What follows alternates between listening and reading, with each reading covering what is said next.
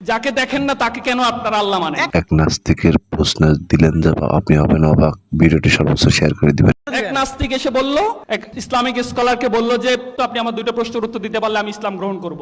বলল কি? বলল যে যাকে দেখেন না তাকে কেন আপনারা আল্লাহ মানেন? আর শয়তান হচ্ছে আগুনের তৈরি, তাকে আপনি আবার আগুন দিয়ে জ্বালাবেন কেমনে? যৌক্তিক প্রশ্ন, রাইট?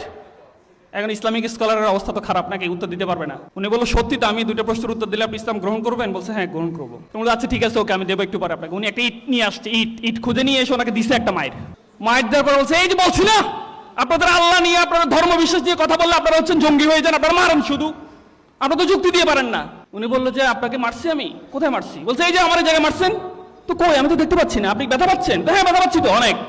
তো কই কেমনে ব্যথা পাচ্ছেন? আমি তো দেখি না ব্যথা। বলছে ব্যথা দেখা যায় নাকি? ব্যথা তো অনুভব করা যায়।